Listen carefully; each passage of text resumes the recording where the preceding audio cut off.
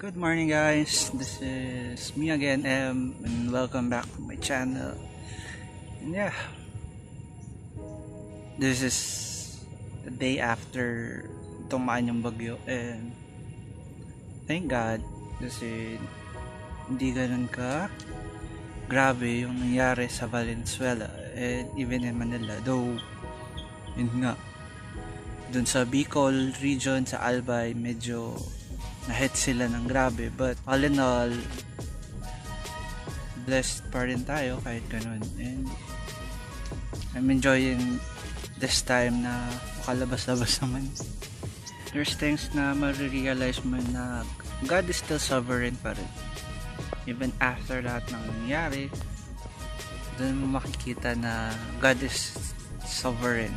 Even if categorize na ka ng buong mundo na super typhoon yun, lo and behold, though marami pa rin casualties, marami pa rin nasirang mga ari-arian and stuff like that, marami nagsasabi na it's devastating, ugly, pero titita mo, it brings forth water na napupuno yung mga shed natin, which in turn ginagamit natin sa mga bahay, and yung ating air quality gumaganda dahil nadadala nila yung mga hangin.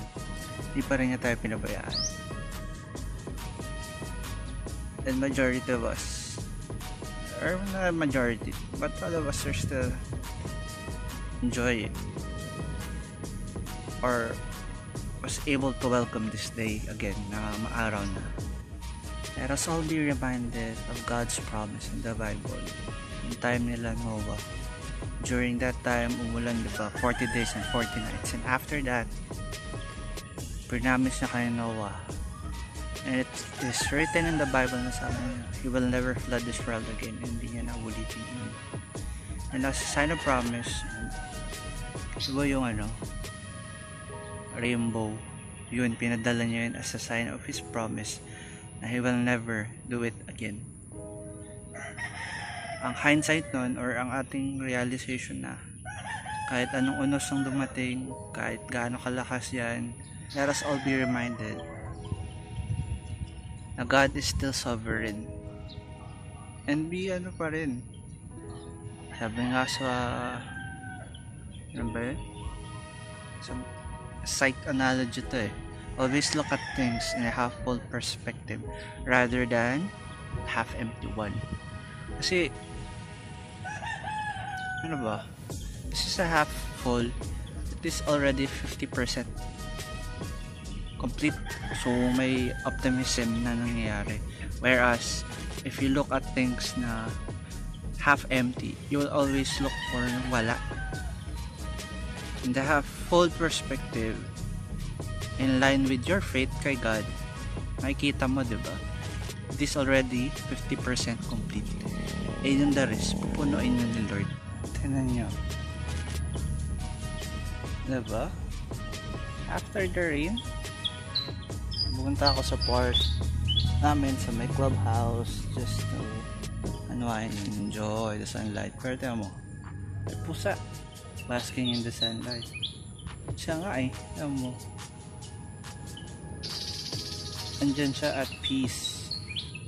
Sumahin nga, wala silang capability to even fend for themselves during time ng tagulan, but still andyan siya, diba? So what more pa tayo na mga anak tayo ng Diyos? We are His favored creation na likeness nga tayo ni God, tapos papabayaan niya tayo.